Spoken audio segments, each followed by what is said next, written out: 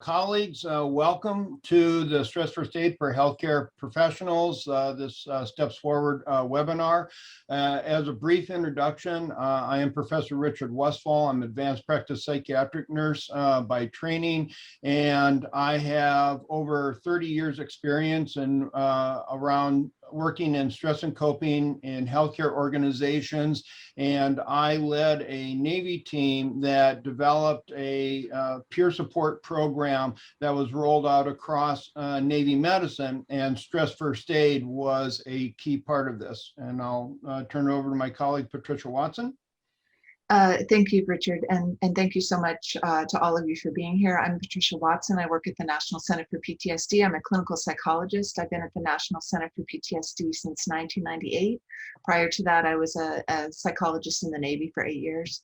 And the focus for me at the National Center has been on post-disaster work, resilience work, many different aspects of PTSD, and most recently, this stress first aid model rolled out across many different cultures. Turn it back over to you, Richard. Okay, next slide.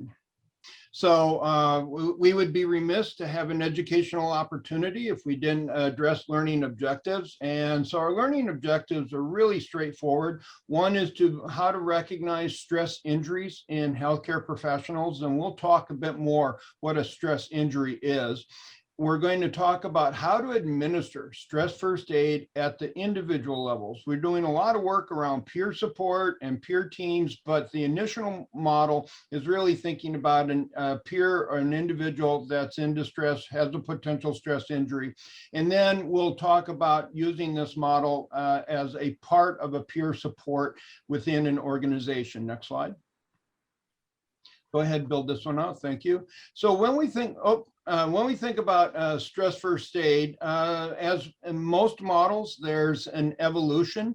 I started doing this type of work around the concepts, some of the concepts that we're using back in 1992. In the mid 2000s, remember the US military had service members in combat in Iraq and Afghanistan, and it was clear that the invisible wounds of war were taking a toll, and the answer wasn't more mental health professionals. And so we were tasked with developing a stress first aid intervention. And so this was the combat and operational stress first aid model. Well, over the years, it's been adapted and embraced first by the fire service, and it really matches well with firefighters. And they said, well, we also need a version of this for working with the citizens that we're helping. And so developed curbside manner. And now more recently, over the course of this past year in particular, we've been developing and rolling out across many large healthcare organizations, stress first aid for healthcare workers. Next slide. So I always like to start with a bottom line up front. Healthcare work is stressful. Ironically, April is the National Month of Stress Awareness. I think most of us can recognize this last year has been an international year of stress awareness. And when we think about the stress of healthcare work, there's some important factors to keep in mind. There is evidence of resilience and effective coping. If we take a look at the tremendous demand on our workforce over this past year, it's actually rather amazing and incredible how well most of our team members are doing. Do we see signs of stress injury? Absolutely. But overall, we see that people are resilient and coping. The traditional models around occupational stress really focused on the individual. And many of those models were based on teaching individuals in the workforce to be more resilient. Such as take 2 deep breaths, suck it up, and go back to work. And that is not particularly effective, and it doesn't account for the demands of the work environment. And so the stress first aid model accounts for those unnecessary stressors in our work environment. We know that occupational stress creates challenges and risks for individuals and teams that can result in stress injuries. And then here's the last piece. Occupational stress injury is a manageable risk. So let's pause and think, what other manageable risks do we have safety and organizational protocols for? Sharps risk, needle sticks, lifting patients' risks. We have a long history of when we identify a risk to develop management and strategies and standard work to mitigate and reduce that risk. And we posit here that occupational stress injury can be one of those manageable risks. I'll turn it over to Patricia. Thank you, Richard. And what we're finding, across the board, many people are doing research with healthcare workers because of their concern about the risk factors that have been occurring during the pandemic. And some of the most recent research that I found, the team led by Dr. Feingold and his colleagues have found that about 40% of the people that they surveyed, and there was upwards of 683, I think, surveyed in their population, had met the criteria for at least one diagnosis of mental disorder. And typically major depressive disorder, generalized anxiety disorder, and PTSD are the ones that they're seeing most commonly, around between anywhere from 23 to 26%, but at least 40% had met the criteria for one of those diagnoses. They also, I think more importantly, while those are high numbers for their population, and I think echoed around the world in other research that I've seen, you see rates from anywhere from 15 to 30% in different populations. But I think importantly, we want to take a look at the risk factors and the protective factors that are involved in situations with healthcare workers. And what this study found was that higher risk was associated with pre-pandemic burnout, work-life balance challenges, and higher medical risk. And the lower risk was associated with feeling valued and supported at work and married or partnered. From my perspective, this is really important to think about, because when we're doing the work that we do, we want to do our best to mitigate risk factors and to bring forward and propagate protective factors. We feel that the stress first aid model, in many ways, while it can't necessarily attend to whether you're married or partnered, but it might support those relationships, it can and does aim to help people feel valued and supported at work. So one of the reasons why Richard and I love doing this work across the different populations that we've worked with is that there is what we see a commonality amongst many people who are healthcare workers as well as first responders. And the commonality has to do with values and ideals. And what we found is that those who are drawn to jobs like this generally have guiding ideals that make them want to participate in these types of jobs. And the common ones that we see are selflessness, loyalty, stoicism, having a strong moral code, and a sense of wanting to be excellent at the jobs that you do. We, Richard and Bill Nash, one of our other colleagues, put together this slide many years ago because they wanted to acknowledge that these guiding ideals make this a different population. And these ideals can contribute to great strengths. The good news, whenever we do a presentation like this, I'm always worried that people are going to walk away feeling that, wow, these jobs are really stressful and high rates of, stress and distress. But actually what we found across many different trainings and settings that we've worked in is that what draws people to the job are these ideals. And part of what they love about the job is that they're surrounded by other people with these ideals, and they're in jobs that get to strengthen these ideals. So putting your welfare, the welfare of others above your own welfare, is going to be strengthened in these jobs. It's going to be called for every single day.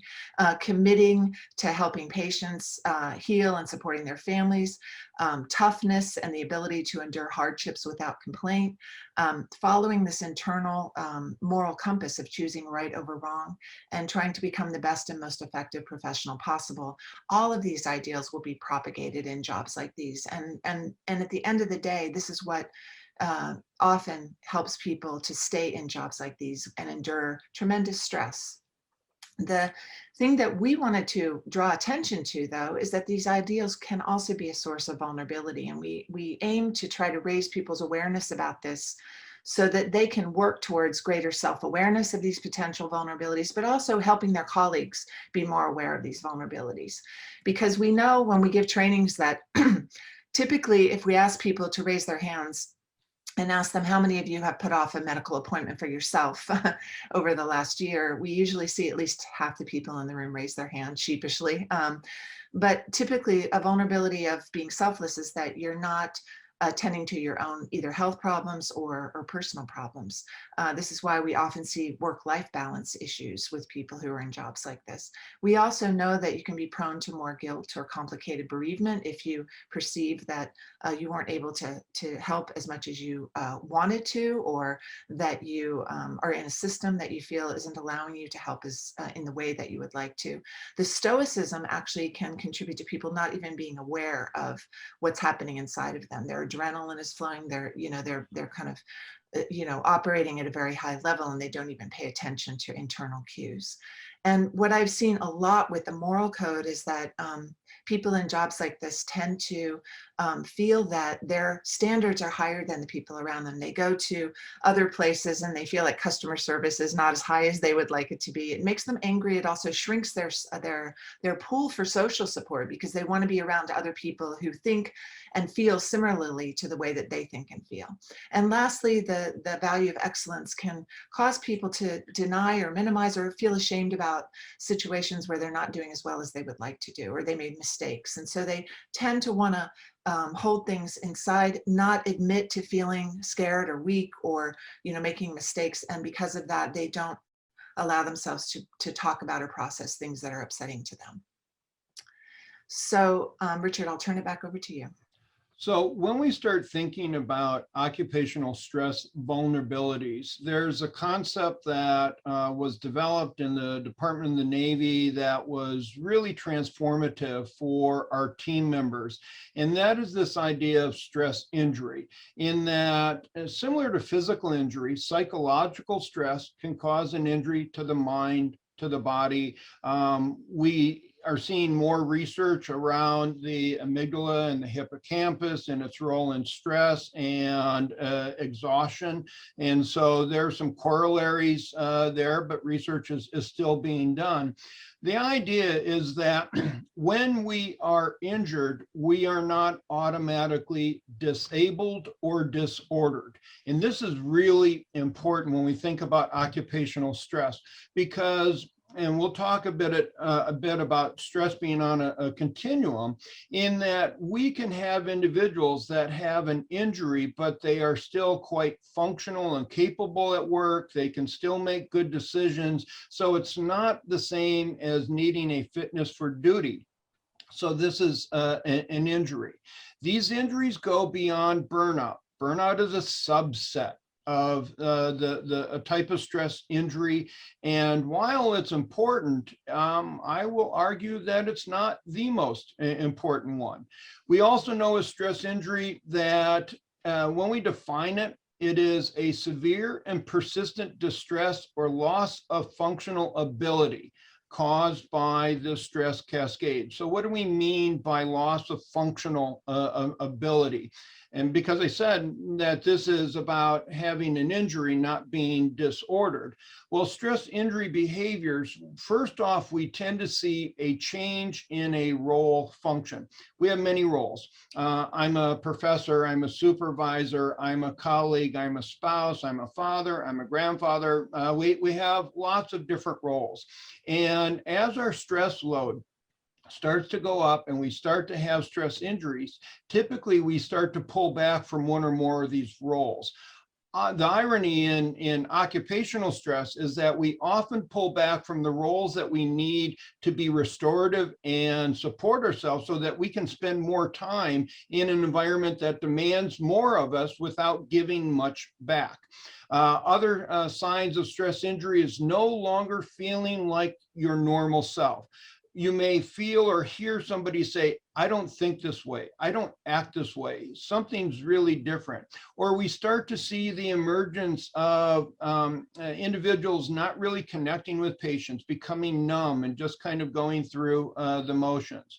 When we talk about the moral code, what we can see here is excessive guilt, shame, or blame.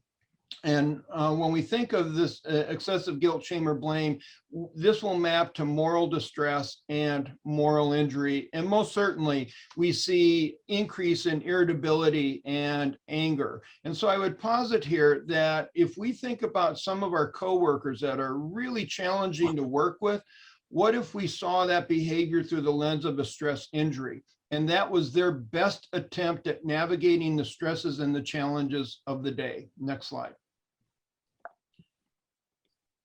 So we have identified that there are 4 sources of stress injury, and there's lots of daily hassles, but not all daily hassles will derail a life. And the first one is wear and tear. And in healthcare, we know this by another name. We call this burnout. We have lots of literature that tells us and demonstrates that having burnout changes our functional ability to engage with our patients, to make good decisions, to be good colleagues, and it impacts our home life. So this is called a fatigue injury. Next element. Next one is life threat. We also have lots of information, particularly mapped to the studies on post-traumatic stress disorder, that trauma and life threat can cause a functional impairment and have an impact. And the interesting thing about COVID is that we now have had individuals, think of your front desk staff, the individuals that were greeting patients. And during the peak of COVID, we were seeing every person who walked through the door was a potential life threat. And so this experience of life threat really shifted to the front line of healthcare, not just our COVID ICU units, but across healthcare at the interface of clients. Next element. The third type of source of stress injury is loss and grief. And most certainly, this is the prototypical sign of a stress injury.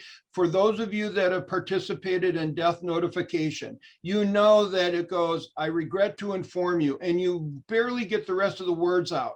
And you see the weight of the world go on their shoulders, their knees buckle, they kind of lean forward, the eyes glaze over. You see a functional change upon the idea of a loss before they've even processed the loss. So the grief injury is the most prototypical of a stress injury. It's important for us to recognize that it's not just about death. It's also about the losses along our journey. How many of us have said to family members, "I will be there for the ball game, but I'm on call"? Or there's an issue that we have multiple micro losses across our professional days and weeks. And last element. And the fourth source of stress injury was in working with sailors and Marines, we needed to call it inner conflict as a way to help them understand that often people report something doesn't feel right. In healthcare, this maps to the concept of moral distress. And so we have a body of literature around moral distress, and moral distress can lead to a moral injury. And the operational definition of moral injury is related to these core values, where there's an act of omission, I didn't do something I should have, an act of commission, I did something that I should not have, or bearing witness to violations of our core beliefs. And one of the challenges during this past year is many institutions have made decisions that many of the healthcare team members really saw as a betrayal of their core values of patient care, of safety, and engaging with each other. And I'll turn it now back over to Patricia. Thank you, Richard. So as a continuation of what Richard was just talking about, some of what we've seen that has been contributing to this feeling of moral distress or moral injury are things like life and death triage or resource decisions, having to share PPE, having to decide who gets what treatment or where people go, knowing that under different circumstances a person's life could or may have been saved. not wanting to show up to work or volunteer for dangerous rotations and assignments. And we're actually seeing very high rates of people changing jobs or switching jobs as well. Work duties affecting one's family. So the fear that your exposure to COVID might be affecting your family as well. It also affects your family in the sense that you're not able to be there with them in the same way that you could have been before. Witnessing perceived unjustifiable acts that one feels powerless to confront. So one of the things that I have said over and over again in the last year is that we're all learning as we go along in this situation. No one is at their best. People are doing the best they can from day to day, but systems are not operating and functioning as well as they would like to. And because of that, decisions are made that are not, acceptable to many of the people in those systems. So people often feel powerless to confront the decisions that are made, not feeling as much empathy or compassion as one usually feels. This is a very common indicator of burnout, exhaustion, fatigue, being overly exposed to multiple stressors. And yet, even though it's probably a protective function of the body, when people lose empathy or compassion, what ends up happening is that people feel guilty about it and distressed about it. Surviving when others are dying is another common one that people feel this sense of survivor guilt, and not being able to save a particular patient. People often have tremendous connections to certain patients that they very much want to be able to save. And, children, for instance, or people who, were doing well and then take a downturn. We've also heard people saying it's not just about saving a patient, it's about the fact that their family couldn't be there with them. And they have to stand in as a proxy in one way or another. And it's very, very distressing for them to see that isolation. So turning from the potential impact of what people have been exposed to this year to what we've tried to build with the stress first aid model. We know that these stress injuries, trauma, loss, moral distress, wear and tear have an impact on what we call essential needs. These essential needs were identified in an expert panel that we had and published about 10 years ago. In fact, we're coming up to an anniversary publication that will be coming out in the next few months. This group from around the world came together to address the topic of what do we recommend for people who've been in situations of ongoing adversity, ongoing threat, because a lot of the research and the literature was based on post-trauma or post-event types of interventions. So we brought people together from around the world. We looked at the research that was available, and we identified within this group that there are 5 essential needs or 5 essential elements that when they are met or when they are attended to, result in people doing better across situations of ongoing adversity. And those elements or needs are moving people towards a greater sense of safety, moving them towards being able to calm themselves or calm others, positive social support, and moving away from potentially negative social support, moving people towards a greater sense of self or collective efficacy, which is a fancy way of saying that a person or a system feels that it either has the skills or the resources to attend to and deal with what's in front of them. And lastly, hope in the future is a broad term, but it can mean optimism. It can mean connection with religious faith. It can mean a sense that people around you are working together to attend to what's happening. And so we know from the literature that when people have one or more of these, they tend to move more effectively through the situation that they're faced with. So this identification of these needs led to us using them as we developed the stress first aid model. And when we developed the model, it was developed on top of what had already been developed in Navy and Marine Corps by Richard and Bill Nash and others in the Marine Corps.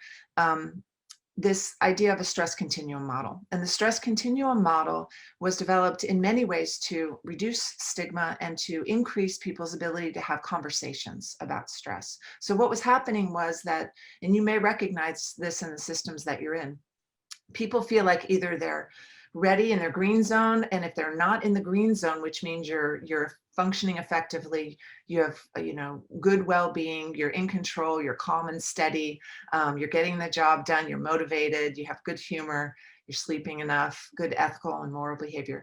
If you're not in that zone, it means something's wrong with you. That's what often happens in many systems we've worked in. So the stress continuum model is a way to say, actually, in reality, people are cycling through different zones of stress at all times.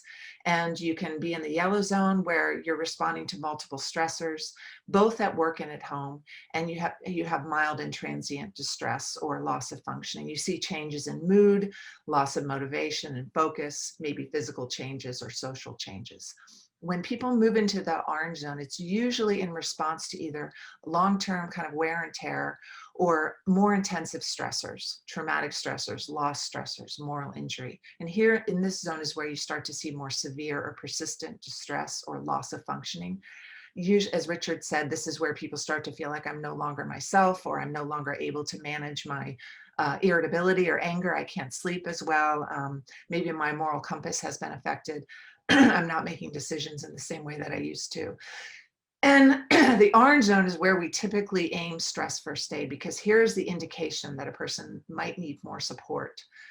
Although we've seen people use stress first aid to build the green, to build resilience, and also to respond to yellow zone stress to try to prevent people from moving into the orange zone. And our goal is to try to catch stress reactions, particularly in the orange zone, before people get into the red zone. Red zone is the responsive, area where we start to see the research showing mental disorders or people having, persistent, significant distress and impairment.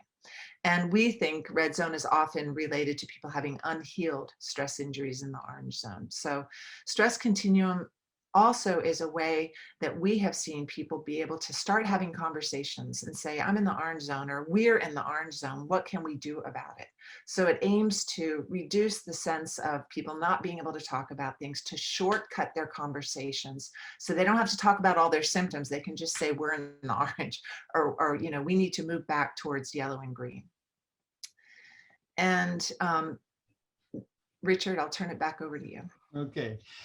So as we were doing the work of identifying the people could be injured but not ill, to have a stress injury and not be disordered, and that stress occurs across a continuum, and it's possible for individuals to have a stress injury, the immediate follow-up to that was, so if there's a stress injury, what's the first aid for the injury?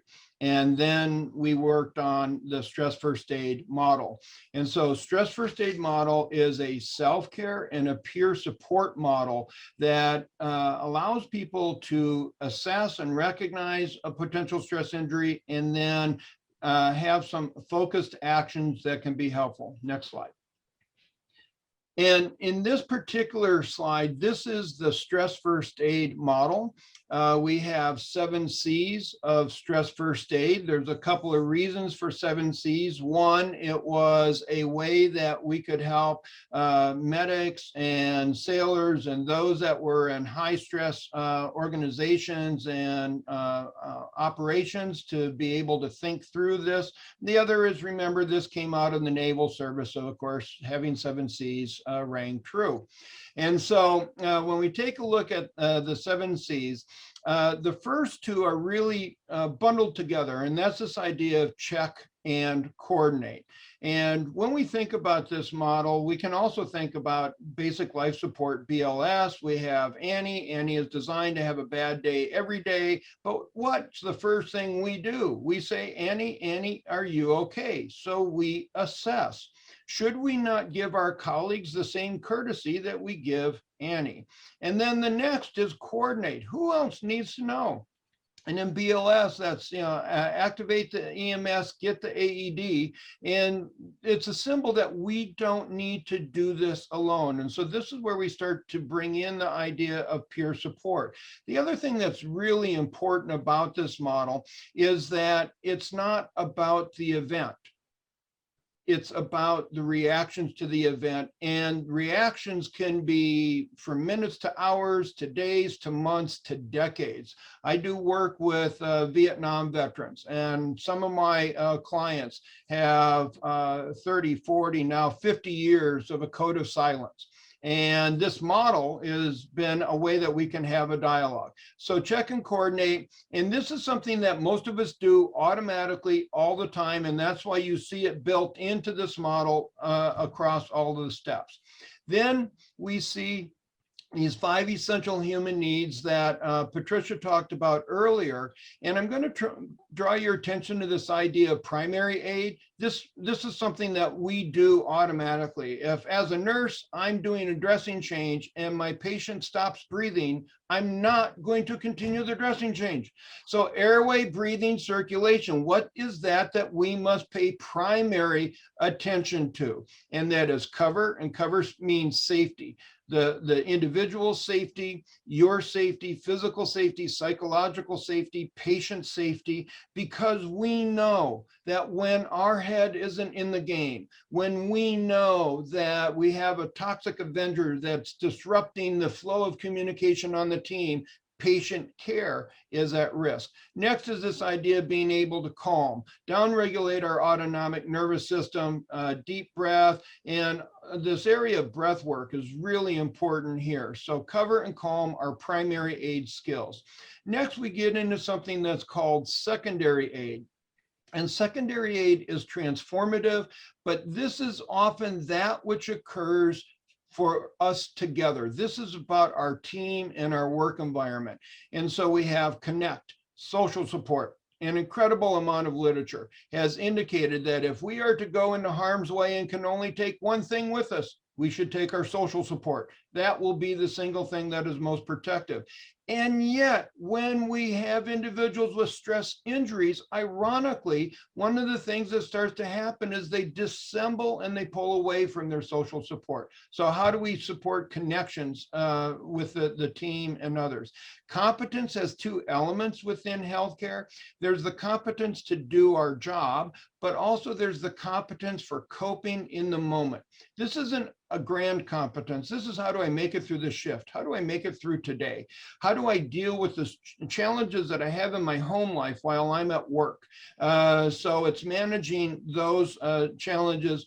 And then the 5th essential human need, or the 7th core action here, is confidence. And this maps to our sense of future, the meaning in the work that we do. As a healthcare provider, I want to know that I matter. A good day is, I may be bone weary, but I feel like I've made a difference. A bad day is where I've worked really hard, but I don't know that I've made a difference. And so the meaning what we do becomes very important and protective. And all of this is in service of, and the goal of, growing the capacity for wellness, this idea of growing the green. Next element. And so as we take a look at steps forward, that there are really 3 core steps to providing stress first aid. We have 7 actions, but we have 3 core steps. And the first is to recognize a stress injury. The second is to provide primary aid. And the third is to provide secondary aid. So what we're going to do now is walk through a little bit more detail on these core actions and these 3 steps. Patricia. Okay, thank you.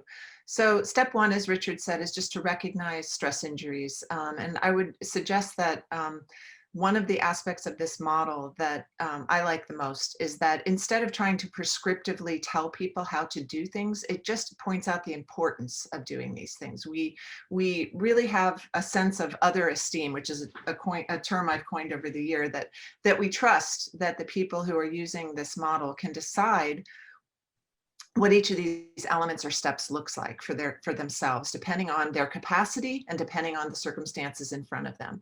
So check is basically, assessing for signs of stress injury. Within the model, we have, a helpful aid to do that, which is called Oscar communication. And this is where people have said to us, it's hard for me to understand how to have conversations about things like this at work. So our goal was to say, look, if you observe people's behaviors over time, if you know what people's baseline is, and you start to pay attention to maybe changes that might indicate distress or something going on in their life, watch for patterns. And then when you come to them, you can state what you've seen, because generally what happens when you ask people how they're doing is that they'll tell you they're fine. And if you can come to them and say, look, I know you say you're fine, but I've noticed that you've been awfully quiet lately, or you've, been more withdrawn. You haven't, you've been more irritable. And I'm saying this because you clarify, I'm concerned for you because I care about you, or I'm your coworker, or I'm your boss and you're making mistakes, whatever it is, you let them know why. And then you ask them to help you understand, am I right? Am I wrong? What is going on? And allow them to respond. And then you two together respond with some potential options. If they say, actually, you're right, you decide together what could be helpful for them. And as Richard said, coordinating is about connecting with additional support. So it might not be you that is the proper person to have a conversation with that person. So who do they trust? Who can reach out to them? Who else can help? Who else needs to know? So if this person is at a place where their stress reaction is interfering with their ability to function, well, you might need to inform, as we call in the military, chain of command, but inform their supervisors and talk about what needs to happen next. Step 2, as Richard said, is providing primary aid. And because I'm a psychologist, I resist these steps on a regular basis. From my perspective, it's a bit of a recipe book, but I do believe that, primarily what we see, particularly in the context of COVID, is that protecting people from danger should be something that's fundamental. And as you can help people feel more safe, you're going to reduce a lot of stress reactions. So finding out, what it is that's creating this sense of impending danger for them, and try to work towards protecting them. It could be as simple as taking something off their plate. It could be, having conversations about what's going on inside of them that makes them feel like maybe they're not safe for themselves. They're having thoughts, or they're not functioning as well as they'd like to. But our goal with Cover in particular is seek to turn towards people rather than away. Speak up, don't stay silent, have conversations, use both nonverbal and verbal ways to assist, stand by people, help to make them feel more safe. Calming and Cover overlap quite substantially, and particularly in the context of COVID, but the goal with Calm is to both provide physical stress reduction, as Richard said, with breathing, trying to help reduce heart rate, taking a pause for a moment, but also helping them calm with just good, listening, letting them vent, be a positive source of support for them, help them reflect on what's happening and what meaning it has for them now. If you're a leader, you can have even more impact on people by creating an environment where people know you care about them, that people know you're checking in regularly, that you're trying to reduce rumors, you're trying to reduce chaos as much as you can. We think that leaders don't have to have all the solutions. And that sometimes is what stops them from having these conversations, because they're afraid that if they open up these conversations, they won't be able to provide solutions to the obstacles and challenges people are bringing up. But what we found is that it's not important to have all the answers. It's important to at least start the dialogue and let people know, I might not be able to solve all your problems, but I care enough to have these conversations, and maybe together as a team, we can come up with some either solutions or ways to mitigate some of the challenges that we're all facing right now. So Richard, I'll turn it back over to you. I'd like to reiterate something that Patricia just said. And while the steps and the way that we talk about this right now appears linear, it is not. And this is why we have, for the Steps Forward program, really focused on these 3 steps. The first step is assessment, not assumption. And in your assessment, if there is concern about primary needs, airway, breathing, circulation, safety, ability to calm, then you act on those primary needs. You try to render aid and first aid. If, however, the individual is safe, they are calm, okay, they don't need primary aid. If they don't need it, don't provide it. It just irritates people. And so this is where then the third step is provide secondary aid. And quite frankly, this is where most of us do the work. This is where the transformation of our organizations and our teams occur. So we need to tend to that which is important, but we also need to invest significantly, mindfully, and purposefully in this step 3 around secondary aid. First is this idea of connect. We talked about engaging positive social supports, and there are lots of team building actions that can be done around this. One of the things that's important to keep in mind in healthcare is that we tend to have a negative communication narrative and bias. And what I mean by that is when we pass information over to colleagues about a patient, we tend to start the list. It's called a problem list. What's the problem? What's going wrong? When we do change of shift reports, we start with everything that went wrong in the previous shift or everything I didn't get done. So we don't often have a space for a positive narrative. And so under connection, one of the potential actions for both individuals and teams can be identifying one thing that went well with this patient over the past 24 hours in the clinic. Let's start with a positive dialogue. Part of what we do around connection is what are your trusted supports within your organization? For some institutions, the EAP program is a trusted resource. In others, it's seen as a punitive arm of HR. And so only you know within your organizations what your trusted resources are. They may be individuals, it may be leaders, it may be processes. And we want to be mindful about pro-social activities, things that can bring people together, even in difficult times. The next element or core action is competence, and this is improving social and professional skills. And there's several strategies that we have in this particular arena. One that we teach frequently is this idea of a stop action. If you're doing something and it's not working well for you or the team, stop it, take a breath. Observe what's going on. What are your goals? And then start to move forward. One of the things that we can do with individuals and with teams is to improve social skills. If my stress injury, my echo from the past means I get irritated, and out of that irritation, I become short and staccato in my communication, and I am perceived as overbearing, and that is not my intent. However, I'm resorting for me back to my military background, and I'm becoming really directive. It's really important to have a colleague that says to me, Richard, deep breath. Let's pause. Okay, you want to rephrase that?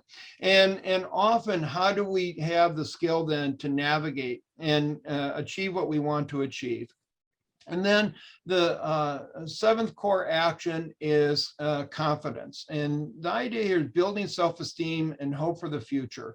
And one of the things that's really important for all of us in healthcare right now is beginning the dialogue of who are we now that we've had the experience that we've had over the past year. What do we want to leave in 2020? And what did we learn that we want to bring forward? And so we're really at a good point across our healthcare system and professions to be able to engage with what is the meaning of the work that we do. Next slide. I like to use this image for a couple of reasons. And this is just a reminder that perspective and context matters. So if you're standing under this tree and looking up, what you will see is predominantly green. You'll see a strong structure, and you will be basking in the shade, and it's a rather comfortable place to be. If you're looking at it from the angle that we have here, we can see, well, there's some green, there's some orange, there's some yellow, there's some red, that in the context of all of this, that it's not all equal. In some areas, if we look at the shady side, the north side of this tree, it's going to be green versus the south side, it gets more sun. It's turning orange faster.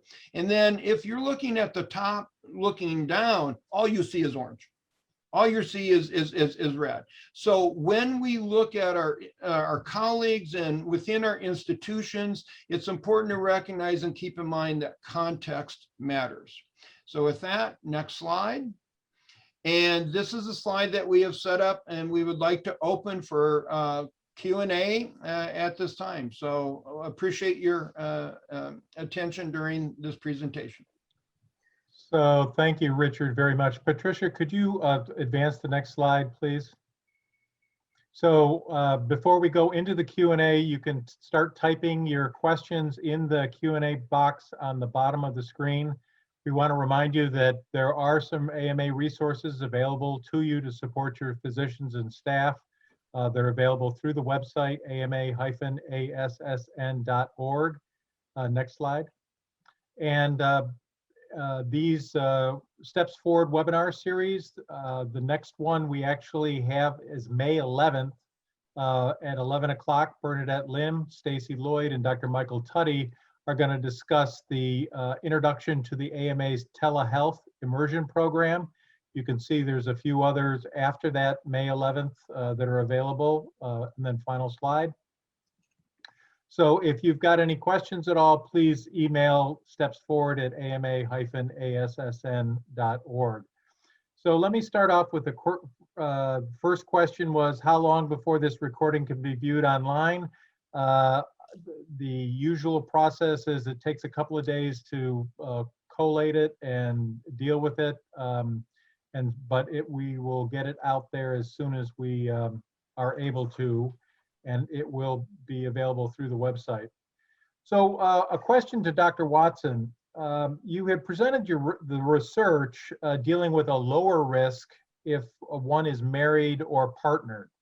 What if both of them are in healthcare? Was there, is the stabilization being the partner is not in healthcare, so you can come home and debrief, or was that if they're both in healthcare, they basically aren't really helpful in that model? Right. I think that's a really good question. And that particular study that I indicated, I'm not aware that they asked that finite, that fine-tuned of a question. My hypothesis would be that you would have both benefits and risks from people Right. both being in healthcare. So the benefit would be you understand each other, you get each other, you can speak in a shorthand, and you realize what the other person is going through. The detriment being that if you're both tremendously impacted by what's going Right. on, you're going to be really stressed out. I just watched a very nice podcast with Brene Brown talking, and she was saying that with her husband, they will come home and have a conversation where they say, okay, where are you? It's very similar to the stress continuum model, but they talk about capacity. I'm at 10%, I'm at 20% capacity. And she recommends that anything less than 100, if, combined, if you don't have 80 and 20, then you should be sitting down and having a conversation about how to mitigate the fact that your capacity to support each other is lower than 100. So who else can we bring in to help us so that we're not, so we can be more kind to each other and we can get the resources we need to get through this. So I would suggest that might be something, those are the types of conversations people should be having. We've also had people have a stress continuum magnet on their refrigerator at home, and they come home and say, where are you today? So they can really assess before they jump into conversations where each other is and mitigate, have some allowance for capacity. So both of you were in the Navy and certainly dealt with the issue of government and delivery of healthcare. And so the next question is, could you, and this is a jump ball, so whichever one wants to speak or both, your guiding ideals were wonderfully laid out, and one of them was the moral code. But in the pandemic, it seems like politics became a disruptor to that traditional moral code. What are your thoughts about how the political environment as the pandemic rolled out either became more of a burden or less of a burden? I'll go ahead and start that one. And I will limit my comments to approximately 1 minute, even though it can take a long time. Absolutely. The caustic narrative of the public discourse with the splitting and the fracturing of core values within the United States became a source of moral injury and distress. I'm a professor in a school of nursing, and working with the students and the fracturing of their connection with their families was important. Part of what we've seen in some areas in healthcare, overt racism of patients against our diverse team members, and having to develop stepping in training to be able to train our leaders, our clinical leaders, and our team members on how do we address racism and bias and sexism when it occurs within the clinical environment. And so this idea of moral injury becomes really important because it often has elements of shame, blame, and when we have an individual with a moral injury, what we begin to hear are the phrases oughta, coulda, shoulda, if only. And when a person has a moral injury, the shame often prevents us from talking and sharing with another individual, and this code of silence becomes really dangerous. So I think that's an incredibly important variable in the context of the discourse within the country at any given time. Okay, very good. Patricia, do you have anything you want to add? No, I think Richard characterized it very well. Okay. What I would say is that in the context of any kind of multiple stressor situation, we hope that this model will validate what people are already doing. And I think our main goal is to say to them, look, you're not going to be able to remember every single thing we said, but if you can remember that there are these 5 essential needs, and within each situation that you're in, you're attending to, okay, how am I supporting this person to feel more calm, to feel more safe, to feel like they have the ability to get through this, to have more hope. And you can decide in each and every moment how that's going to look and how that will play out. Right. And just know that what we're trying to do is let you know that these things are important. They're not to be taken for granted. All the little things you do to support each other are very, very important, and they should be brought forward in times of stress, not forgotten. So hopefully that will help. Well, unfortunately, we're at the top of the hour, and so we're going to have to wrap up. We'd like to, again, thank both of you for your very cogent presentation and outlining some steps that all the people that are watching can take home, both personally as well as in your home environment. We hope to our participants that you'll join us on May 11th or a future webinar that you find of interest. And again, have a wonderful day for the rest of the day. And as someone just put in the chat, thank you for the excellent presentation. We totally agree. So have a wonderful Wednesday, everyone. Thank you so much. Thank you.